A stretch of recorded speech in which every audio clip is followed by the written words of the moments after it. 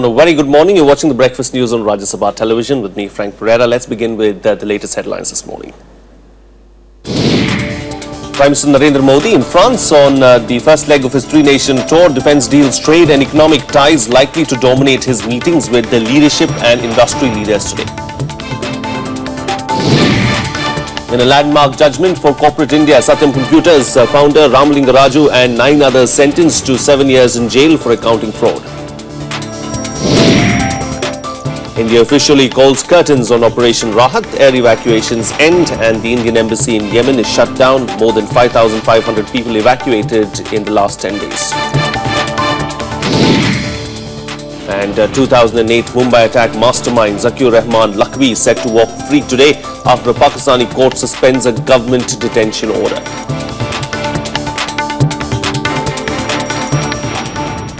Prime Minister Narendra Modi is in France on the first leg of his three-nation tour. He arrived in Paris yesterday and was received by the French Sports Minister and the Indian Ambassador with a large presence of members of the Indian community at the airport. He is to be accorded a ceremonial reception this morning. During his 4-day stay, Modi will hold talks with French President François Hollande and meet business leaders. He will also be speaking at the UNESCO today. The France leg of Modi's tour will focus on boosting trade and economic ties, including in defence and railways.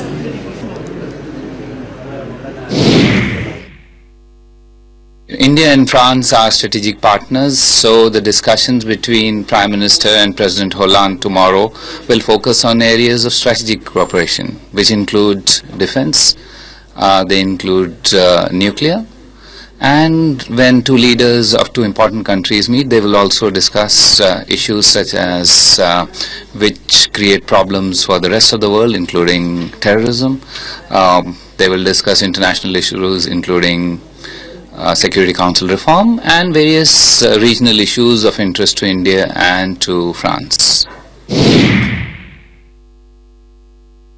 A boat ride with French President François Hollande on the River Seine, a walk together through the Hanover Trade Fair with German Chancellor Angela Merkel, and addressing the Indian diaspora along with Canadian Prime Minister Stephen Harper in Toronto. This is how Prime Minister Narendra Modi will personalize his 9-day foreign trip that started on Thursday. In an interview to a newspaper, the Prime Minister said, and I quote, "These three countries are major economies that have great relevance to our development process and growth. They can each contribute in terms of capital flows, technology and best practices." Economic ties are at the top of the agenda for the Prime Minister, and his itinerary reflects that.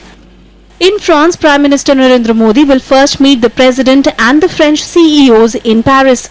He will then visit the Airbus factory and discuss building smart cities in Toulouse before heading to Lille to a memorial for Indians who fought and died in the First World War.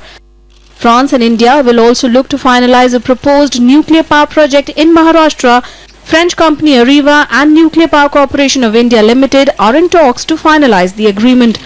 It's a big project and it's for 6 reactors altogether, which will be 10,000 megawatts once built, and will represent a very significant part of the electricity output of India. In Hanover, an informal dialogue with Chancellor Angela Merkel will be held during a walk through the Hanover Messe Industrial Fair, where India is a partner this year. The two leaders will inaugurate the India Pavilion and will walk together as they discuss the potential for German manufacturers to make in India. India will be the exclusive partner country of the Hanover Messe, and with that India will be high up on the world stage.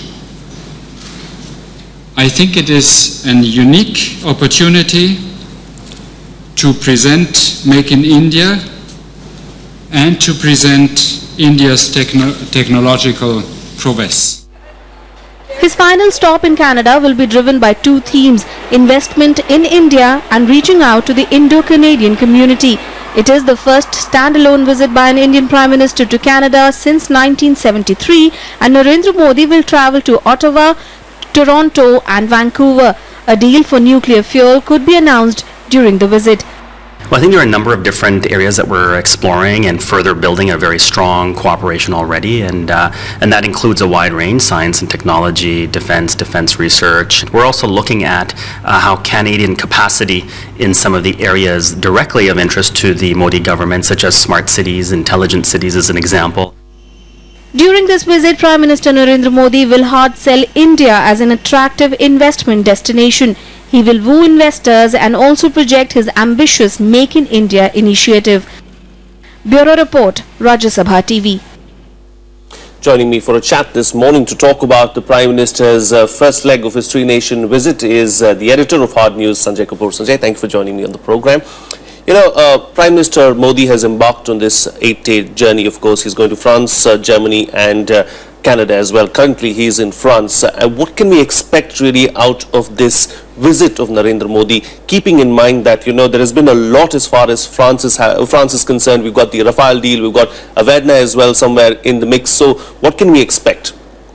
You know, France is a strategic partner of India, and this is a trip which was waiting to happen for a while since he took over, because there's some pending issues that need to be resolved. You have the Rafale deal, which there's been a bit of a confusion, a cloud hanging over it. You have the defense minister, Mr. Parrikar, who did not agree with the pricing that Rafale had done. So this trip, I'm sure, is going to clinch the deal, or at least conclude either this way or that way. What I read before I was coming in is that there is a possibility that the entire deal may not come through, and India may actually buy government to government about 40 odd aircrafts. So the pricing, which was a major issue with Rafale, is concerned, that could be in a certain way circumvented, because the suggestion that was coming in from defense experts was that the Sukhoi Mk1 is far cheaper in comparison to what Rafale is offering. You could buy 2 Russian aircrafts for one of Rafale. And in terms of technology, the suggestion from defense experts was that Sukhoi is far superior. Then you also have something that is driving Mr. Modi's trip to France, Germany and Canada, and that is his Make in India. Mr. Modi's entire foreign policy revolves around creating a manufacturing base, and France basically is engaged in defense cooperation. If you look at the entire portfolio, it's all defense. Yes. So what maybe France would need to do is to say that, okay, defense plus smart city plus a whole lot of other things that France can generally offer. But their mindset for the last many years has been to just concentrate on defense, because that is where the big bucks come in. So the Prime Minister's visit, I'm sure, will lead a certain kind of diversification, because if his trip to Toulouse is any indication, which is actually where the Airbus is manufactured. I've been to that city. I realized what kind of potential that city and that area holds for a country like India in terms of partnership. So would you say the onus then is on India to try and, diversify and ensure that we move into other sectors as well, because France is going to concentrate only on defense? No, I think India has to be tempting. India has to offer all kinds of, you can say, possibilities for French to explore here. They have to give certain concessions that the French and the Europeans have been looking for. I'm aware of the fact that the European Union have given a long list of things that India needs to do so that the investment could come into it. They had misgivings about the taxation policy. They wanted a more predictable tax regime, and even in terms of an investment policy, they needed something more. I mean, it's a happy augury for India that, he's embarking on a trip to Europe at a time when Modi has actually given an upgrade. Although it is not an upgrade in terms of his investment, we are still close to junk, but in terms of his policy initiative, yes, the Moody rating agency has given us a leg up. So, all in all, I think he has a fairly positive environment. And if you get a chance to look at the newspapers and what they're writing in France, all are very appreciative. I think it's bang on the front pages of the French newspaper like La Figaro and Le Monde, and they are appreciative of the policy initiative that he has taken, especially in the area of increasing FDI limit in insurance, increasing FDI limit also in the rail sector. So it is an attraction for French companies, because they are very strong when it comes to high-speed trains, and yes, much of that technology, if it is able to come to India, I think it will be a great boost for Prime Minister's foreign policy initiative. There's much talk of Nav Pe Charcha now. Is that just a publicity stunt, a publicity gimmick, or do you expect something significant happening on the Nav as well?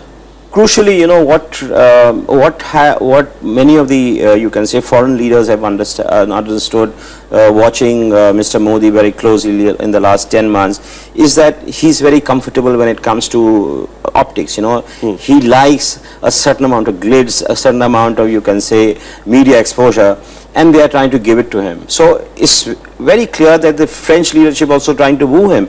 I was reading an article in The Guardian the other day, and they were saying that there is so much of a disconnect with how the Europeans are treating their own country in comparison to the kind of red carpet they are laying out for Mr. Modi. And surely India is a huge market, and France and Germany and rest of Europe, which is going through a slowdown, would not be averse to tapping this market, bringing this investment, even attracting Indian business houses to invest more, because it's not a one-way street. I mean, there is bound to be certain Indian participation which is also going to be there. So, the Now Pe Charcha definitely could hold meaning, and President Hollande is a person who has actually shed all his socialist pretensions. He's no longer what he promised. He's now closer to the market, does many things that are being promised by Mr. Modi. So there is a possibility of a huge amount of, you can say, deeper understanding between the two leaders. And also, I'm not very sure how India is going to react to what France wants on foreign policy issues, their own concerns, whether it comes to terrorism, whether it comes to the enlargement or the threat that Russia poses to Europe. So it'll be interesting to see what comes out of this kind of discussion. Indeed, it is going to be interesting to see what comes out of it. We don't have to wait for too long. The answers will be it's unfolding, before us. it's unfolding, Yes, as we speak right now. Thank you so much, Sanjay, for joining us on the program and putting things into perspective for us. Well, moving on now, global ratings agency Moody's has raised India's credit rating outlook to positive. It said an upgrade in its sovereign rating is also possible in the next 12 to 18 months. The move got a thumbs up from the market too, and sentiment looks up with the predictions of a normal monsoon this year. Here's more. Moody's has become the first big rating firm to upgrade India's outlook from stable to positive. It brings the country a step closer to an actual sovereign rating upgrade. Moody's said there is high probability that the Modi government will enhance India's economic growth, allowing the country to outperform its peers over the medium term. Chief Economic Advisor Arvind Subramanian said Moody's upgrade validates the government's reform thrust, better growth and fiscal discipline. The government is on what needs to be done for the sake of the economy, and we hope there'll be an investment grade upgrade, but that's not what will drive policy going forward. Absolutely, yeah. I mean, this just, as I said, it validates everything the government has been doing here. Pace and direction of economic policy and reform that this government has been carrying it out. It also validates the fine balance that has been struck in the budget between fiscal consolidation and public investment. Gradation of the outlook on India from stable to positive by the Moody's reflects the ground realities. Obviously, we are very happy about this fact, and it will certainly increase and improve the investor confidence around the world about investing in India. Analysts say that revision in outlook will help the government attract more foreign funds necessary to increase investments in the country's infrastructure sector. Minister of State for Finance Jayant Sinha said the government has restored the faith of investors and rating agencies on the growth outlook of the Indian economy. The macroeconomic situation over the last 10 months or so while we've been in office has improved dramatically, as we would all agree, obviously due to the actions that we have taken as far as fiscal policy is concerned, as far as reforms are concerned, and also of course we have benefited from the declining commodity prices, most specifically the decline in the price of oil. What will be music to the ears of the government? There is a normal monsoon prediction for this season after massive crop loss due to unseasonal rains across the country. The government hopes this will help in controlling inflation, which could spiral in case of a weak monsoon this year. On inflation, our assessment still is that the end year target of 6 will be easily met, and there's going to be room for that target will be surpassed, and the forecast is very much for us, as we said in the survey, between 5 and 5.5%. The markets also reacted positively to Moody's upgrade. Both the Sensex and Nifty gained big on Thursday. Bureau Report, Rajya Sabha TV. Meanwhile, IMF chief Christine Lagarde has described India as a growth bright spot and said New Delhi should focus on labour and product market reforms. Lagarde, who visited India last month, made these comments ahead of the IMF World Bank spring meetings in Washington between 17th and 19th April, which will be attended by Finance Minister Arun Jaitley and RBI Governor Raghuram Rajan, among others. Lagarde has said that India was a bright spot in an economic scenario where China is slowing, Brazil is stagnating, many parts of the Middle East are beset with political and economic turmoil, and Russia is experiencing economic difficulties. Moving on now, a corporate leader who once personally welcomed a former US president to India will now live in a prison cell as a convict. Satyam founder Ramalinga Raju and 9 others were yesterday sentenced to 7 years in jail for a multi-crore accounting fraud. The judgment is a landmark for corporate crime in India. 6 years after the corporate fraud shook Indian markets, a special court declared erstwhile Satyam company chief B. Ramalinga Raju and 9 others were guilty and sentenced them to 7 years in jail. Raju was also additionally fined 5 crore. All 10 who have faced prosecution in the Satyam scam, they have been convicted, and the sentence imposed is 7 years, and various sentences ranging from 2 years to 7 years was imposed on all the accused. Raju has already been in jail for 32 months. He and former employee G. Ramakrishna were found guilty of destroying evidence. Except his brother B. Suryanarayan Raju and former internal chief auditor V.S. Prabhakar Gupta, the 8 others were found guilty of forgery and falsification of accounts. Whenever a scam takes place, it is important that those who perpetrated the scam, action is taken against them and they are pronounced guilty in that sense, because this kind of scams not only break the confidence or the economic confidence within the country, but also end up costing many innocent people their life savings. The CBI said the accounting fraud cost an estimated national loss of 14,000 crore to investors, besides helping Raju and others make unlawful gains of 1,900 crore. In the eyes of law, there is no big or small person.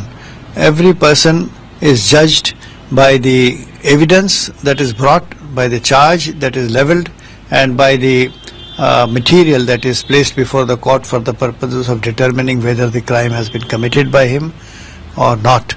And in the instant case, the trial court did come to conclusion that offences have been established. The Satyam scam came to light on 17th of January 2009 after the firm's founder and then chairman Ramalinga Raju allegedly confessed manipulating the company's account books and inflating profits over many years.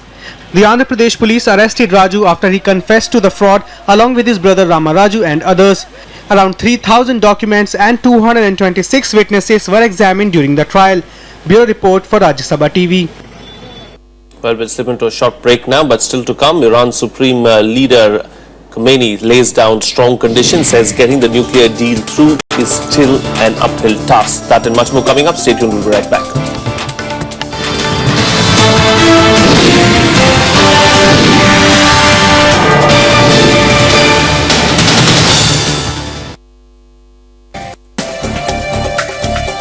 The regional rural banks to get more financial flexibility. They can now raise capital from any source for their growth and expansion. The reason being given is it is to induce dynamism and more financial liberty. But what is the need today? It is a way of privatization only. Watch Law of the Land to get an insight into the Regional Rural Banks Amendment Bill 2014. This Saturday at 6:30 p.m. only on Rajya Sabha TV.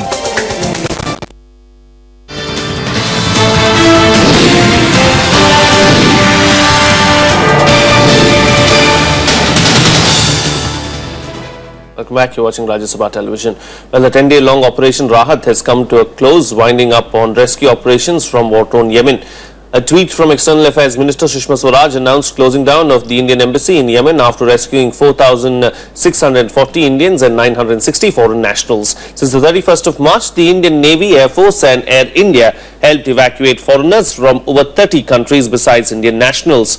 The rescue effort has garnered praise across the board. INB Minister Arun Jaitley said, and I quote, "I think it is India's one of the biggest achievements so far.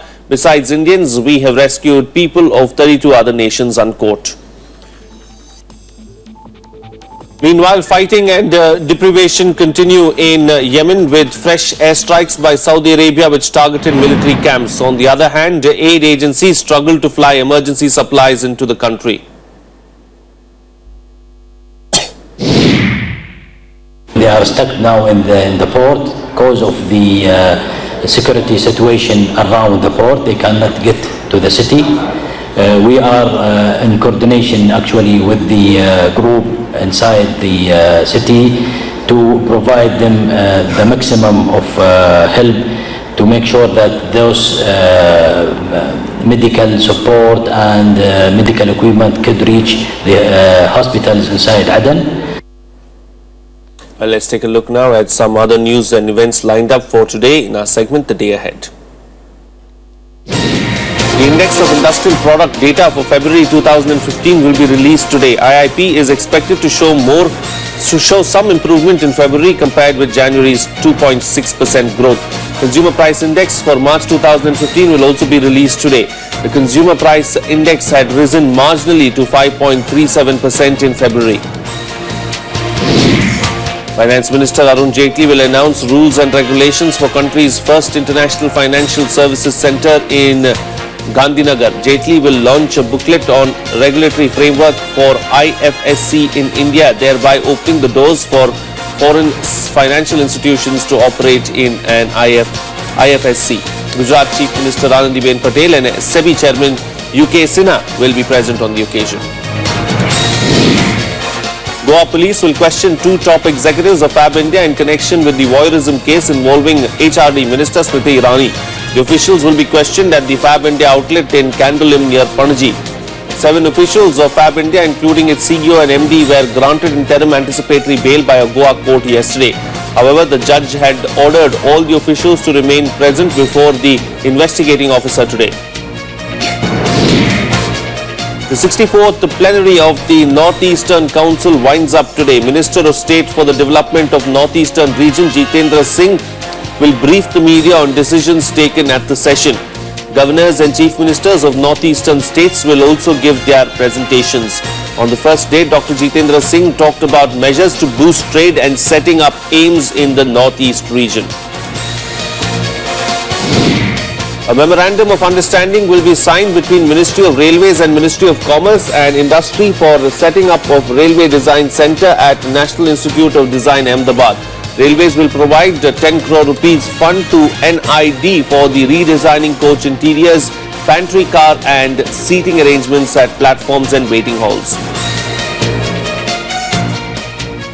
Well, Greenpeace India has run into big trouble with the Indian government amid charges that the NGO has prodigiously affected India's public and economic interests. Greenpeace has allegedly violated the Foreign Contribution Regulation Act.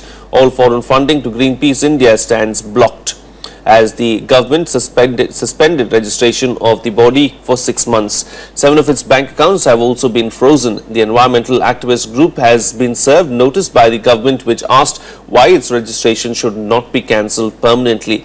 Greenpeace officials, however, rejected the charges as biased.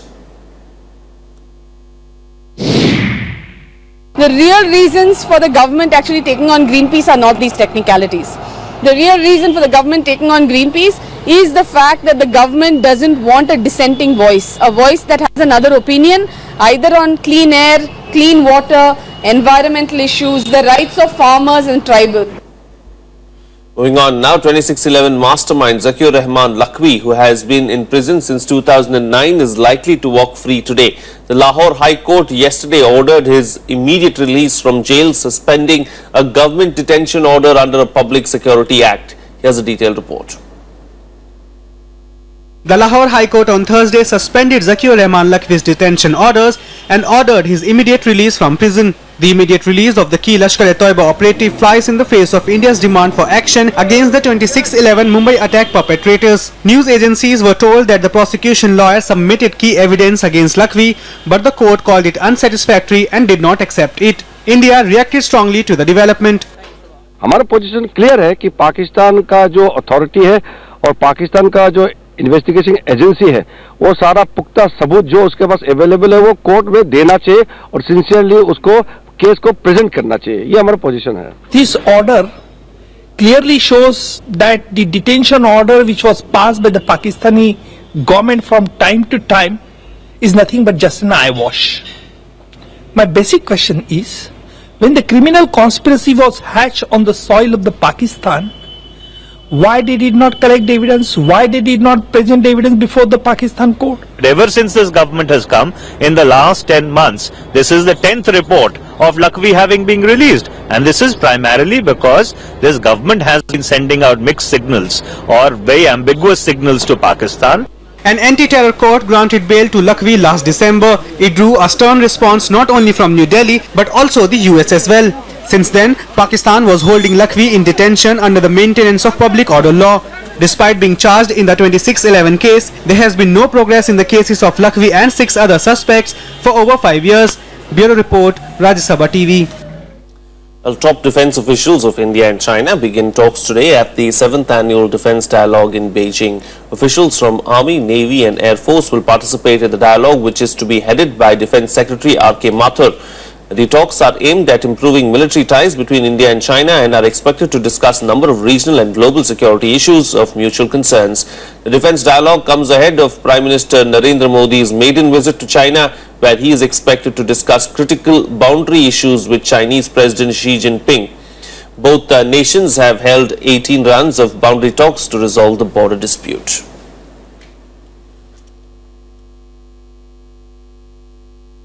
Well, Iran and 6 Western nations may have reached a preliminary nuclear deal framework, but Iran's supreme leader Ayatollah Khomeini says that's far from any indication of the final pact coming through. Indicating that Iran was ready to play hardball, Khomeini demanded that all sanctions on Iran be lifted at the same time as any final agreement with world powers on curbing Tehran's nuclear program is concluded. The issue remains a big stumbling block in negotiations. The Supreme Leader repeated his faith in President Hassan Rouhani's negotiating team, but in remarks apparently meant to keep hardline loyalists on the side, he warned of what he called the devilish intentions of the United States. Let's listen in to Khomeini's speech broadcast live on state television. توافق را و مذاکره منتهی به توافق رو تضمین میکنه، نه محتوای توافق رو تضمین میکنه، هیچ کدوم رو. حتی تضمین نمی کند که این مذاکرات تا به آخر برسد و به یک توافق منتهی بشه، بلکه از باب تجربه کردیم. For more international news and updates, here's our world wrap. At least 10 people were killed and 65 others wounded in an attack at a provincial attorney office in the northern Afghan city of Mazar-e-Sharif on Thursday. Nearly 63 people, including 26 officials, women and children, sustained injuries and were transferred to hospitals. The attack comes after Afghan security forces assumed full security responsibility from NATO-led troops on the 1st of January this year. The Taliban has claimed responsibility for the attack. A gunman has killed 3 people in a shooting spree at the Palace of Justice in Milan in northern Italy on Thursday. The killer was reportedly a defendant in a bankruptcy case. He is believed to have shot dead a co-defendant, his former lawyer and a bankruptcy court judge. The suspect, Claudio Giardiello, was later arrested by Carabinieri officers in a suburb after fleeing the scene on a motorbike. French magistrates have ordered HSBC Holdings PLC to post a €1 billion bail to cover a potential fine after the bank was put under formal criminal investigation over alleged past tax-related offences. HSBC said that it believed the French magistrates' decision was without legal basis and the bail is unwarranted and excessive. HSBC is the second big bank after Switzerland's UBS to have a hefty bail imposed on it by magistrates in France. That's it on this edition of the Bulletin. Thank you so much for watching. Have a nice day.